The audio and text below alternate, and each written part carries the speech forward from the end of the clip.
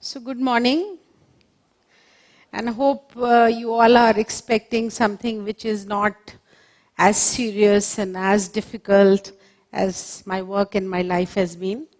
I just want to talk to you about today something very different and bring the perspective.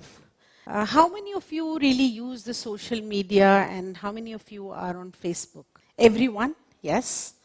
And also, of course, how many friends? Yeah. Wow. So 500 and 700 friends.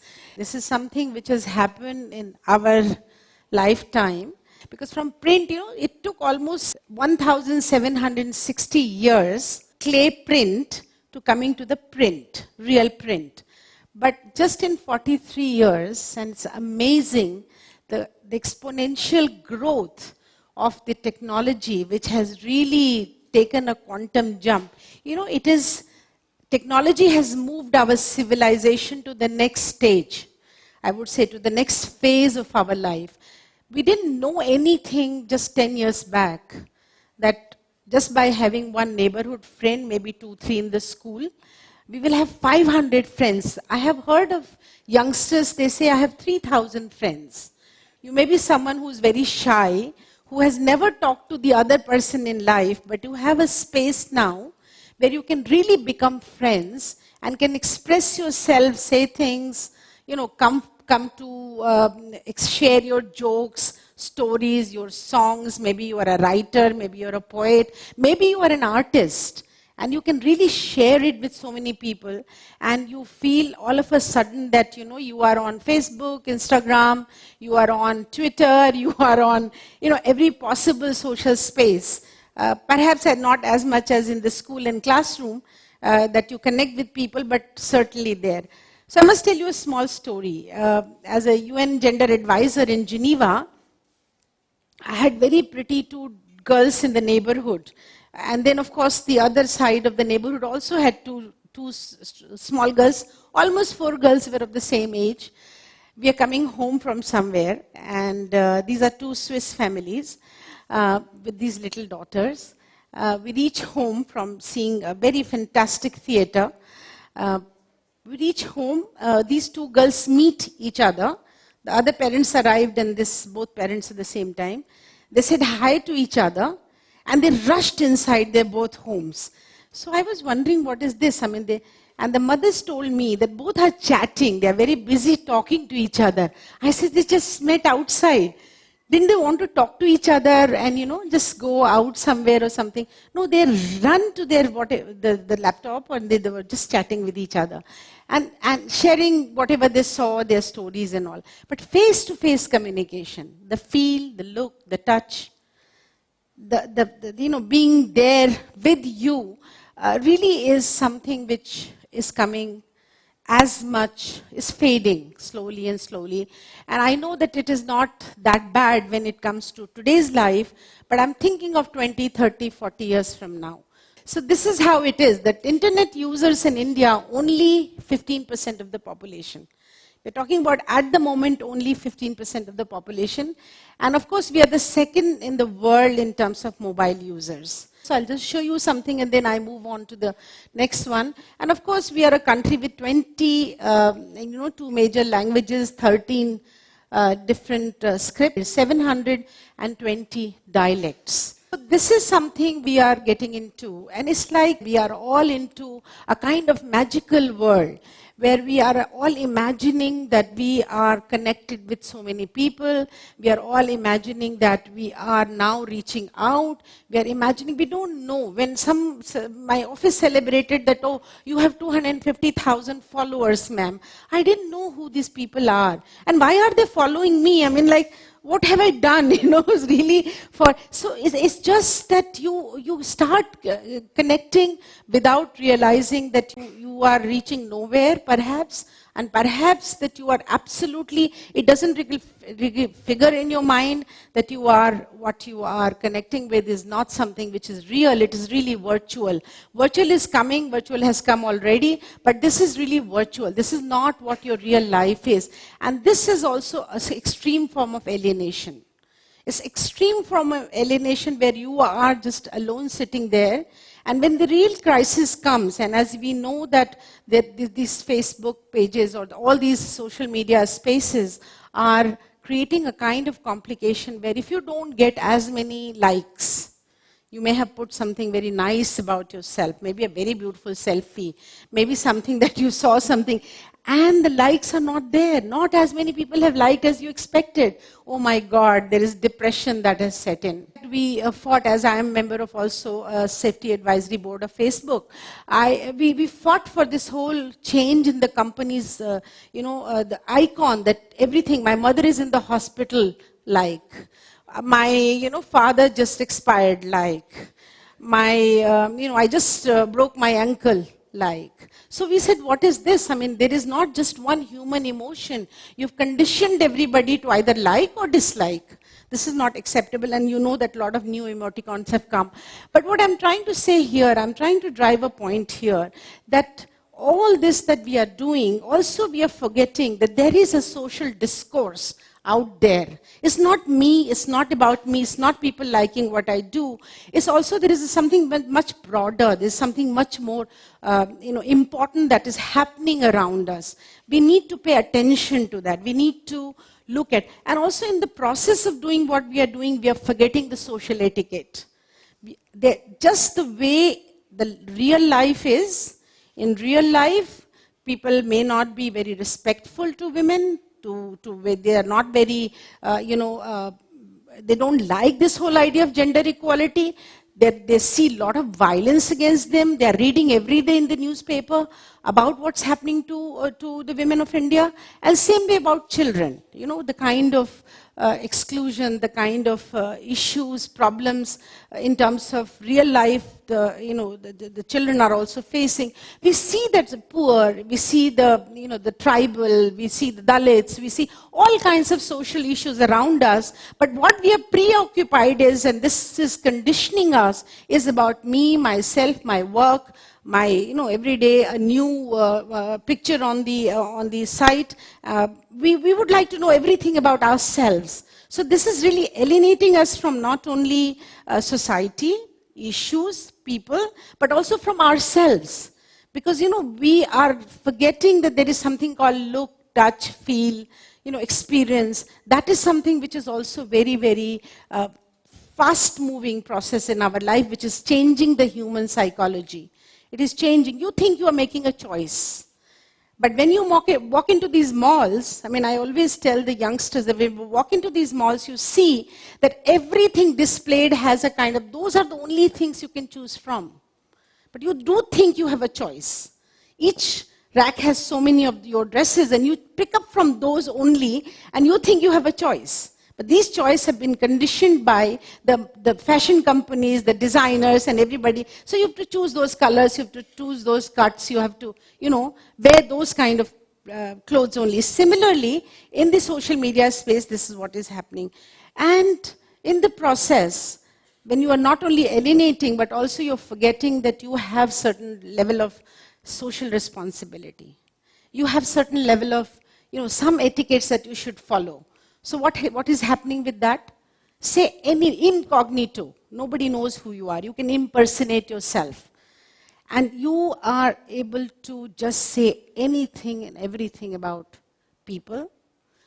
Accuses, abuses, because it is a double-edged sword. On the one side, it is building your knowledge capacity, information level, and connectivity. On the other side, it is also exposing you to a very, very ugly, dirty, very, very difficult world to deal with. And this is so personal. This little thing is in your hand. Nobody is watching. In fact, parents think, 61% parents want to control, want to see. When you sleep, they want to pick up your mobile and quietly look into what have you done last night? Did you go through some kind of a, porn site? Did you do some kind of a stupid thing on the, or some kind of a friend you were chatting with? They do try to do all these things, whereas 59% youngsters know how to hide themselves. how their parents should not know what they must do, so the parents will never know what they were doing and they all know they are very smart. So this is something which is happening in terms of your own. But then what is very dangerous, what is very, very, very, is the kind of speech which is getting generated. The social discourse is going down. And I'm not saying young people are responsible. Politicians are responsible. Social players are responsible. Making all kinds of abuses, accuses, going to the extent of, saying something very, very nasty about yourself. And because, we are targeted, we make very strong statements in society. We stand for very strong values and issues. So what happens? A lot of people are not really happy about what we do because it is really shocking the traditional way of looking at life, relationship, and especially status of women in our society. So they react, respond in very, very nasty way. And there is a speech which is generated on the social media which is totally unacceptable. Just like the real life when women face all kinds of problems on the street, whistling, pinching, pushing, all kinds of things that happens. So that's one risk for which we at Center for Social Research are running a campaign at every level, is that, how to generate a counter speech. It's extremely important to generate a counter speech, because if this kind of a thing goes on, and this kind of, you think you are incognito and nobody knows, and you're abusing, accusing, saying all kinds of nasty things about others, then I think this is going to create a culture of more extreme violence than what we are experiencing in the real life. And this is happening. Last night, the Deputy Police Commissioner of Delhi called me, and he said to me that there is this American girl, she has traveled all the way to Delhi. There is somebody from Himachal who is her Facebook boyfriend. And she has come to meet him. He's supposed to come and receive her, and there is a whole plan that they have made together to travel in India. She's here at the airport. We called the American embassy. They said, we have no, at the moment, arrangement to host somebody like that. But, please do something. Where should I put her up? And I said that you should send her to one of the Snehalaya that we run. But what happened to her? She came, she traveled all the way. Here is someone who has been writing and all you youngsters should be very careful. This impersonations, he became somebody else, wrote all kinds of stories to her, lured her into, this relationship. She walked in without understanding the consequence of, she's flown all the way to Delhi airport last night, and she's at the airport. Nobody is there to receive her. This virtual boyfriend has disappeared. He's nowhere. And this girl is alone sitting and crying at the airport, and then police comes in and says what happened.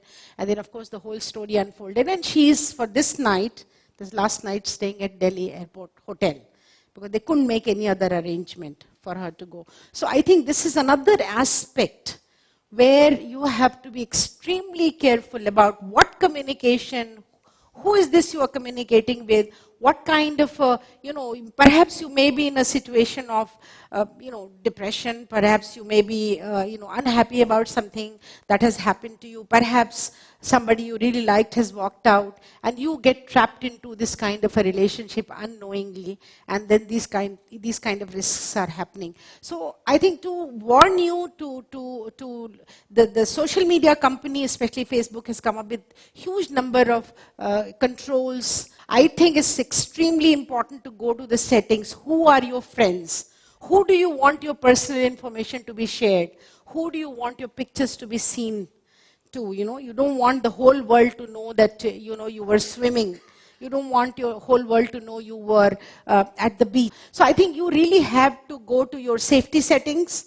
You have to, create those kind of conditions where you are safe on the online. It is really a space which is the most democratic space, where you can really, technology doesn't know who accesses it. It really doesn't know. It just allows everybody to access. But You know that when everybody is accessing, so in real life, what kind of a situation emerges is cyberspace is the same kind of a situation. Even if it is democratic, it can create huge amount of problem for you. So I think this whole concept, the whole concept and idea of counter speech is that, you know, when somebody is doing hate speech, if somebody is really, you know, creating these kind of conditions for you, then you should know, A, how to handle the technology most efficiently, most effectively, and for your own advantage.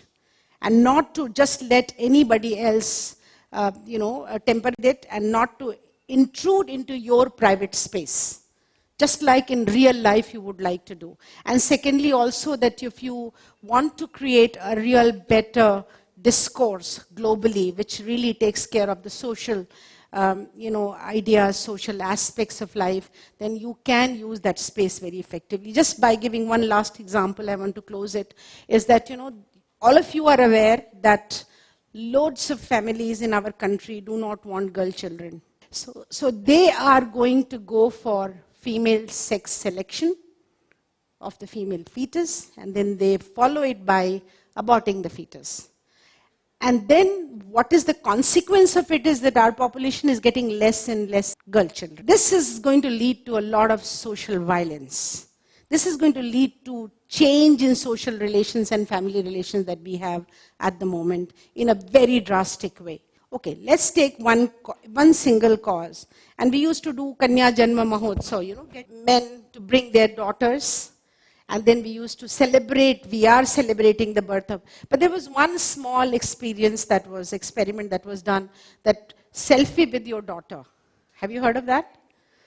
Yes. And that created such happy environment that all the fathers, you know, they love their daughters too, but you know, somehow because of social conditioning, a lot of them are forcing in smaller areas to not have the girl children. And this campaign has led to a lot of change in terms of social mindset, and you know that Haryana data is changing, which is the lowest sex ratio state in our country. Not to load you with so many of social responsibility, but you do have a social responsibility. Because you do live in a country where still 1/4 of people needs to be educated. You know that 1/3 are living in extreme poverty. You know that there is so much of gender discrimination. So you do live in a country which has all these issues which you can't close your eyes to. Unless, of course, you want to migrate to moon. Or, you know, you want to just kind of close your eyes to what is happening to your country. You want to live in a country which is a better world for everyone. So in that sense, start being imaginative, creative. Think how you can use this space for running your own campaign. Maybe about cleanliness. Maybe about the road condition, maybe about the classroom condition. There are so many schools, you know, I just saw a story this morning on one of the channels that children are sitting under the tree because the school building will fall any minute because of the rain. So I think it's extremely important that you take your own cause, take one issue and start your own mobilization. And then you will participate in a social mobilization. I'm sure that selfie will look much brighter, better, and so beautiful if you are able to achieve a social cause. Thank you very much.